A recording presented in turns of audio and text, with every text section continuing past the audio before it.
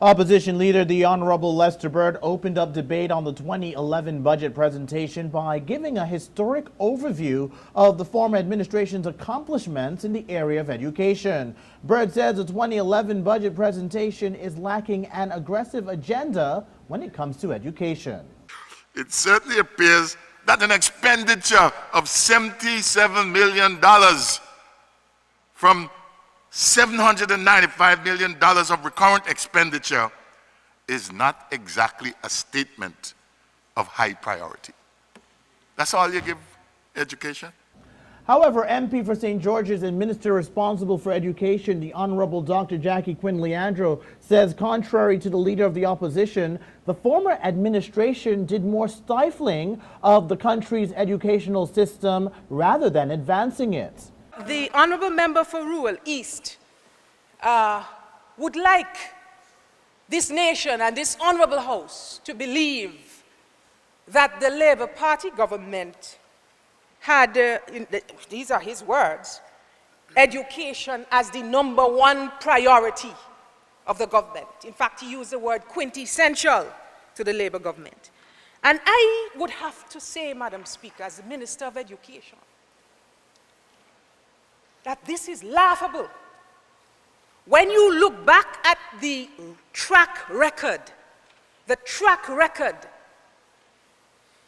and I'm not talking about building schools. If you were there from 1960, you are the government, you would have had to build schools. Coming out of colonialism, any government would have had to build schools. We are talking about a commitment to building human resources, building people. And I want to say, Madam Speaker, that successive Labour Party governments have suppressed, if not oppressed, intellectual development and academic talent in Antigua and Barbuda. Minister Leandro outlined how government has promoted the value of education. In 2010-2011 school year, we had 72 students receiving scholarships from Russia, China, same countries, UK, and we add Canada. But if we look at the Board of Education scholarships, not talking about the scholarships from friendly governments now, the Board of Education scholarships through the National Scholarship Board.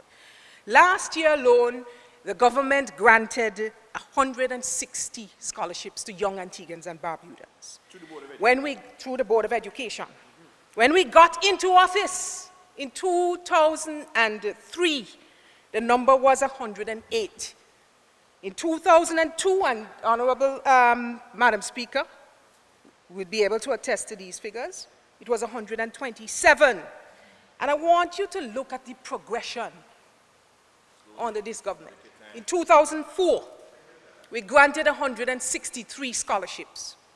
That's 163 young Antiguans and Barbudans going out there and bettering themselves. The Education Minister pledges the government's continued support to the education system. Eldine Udell reporting for ABS News.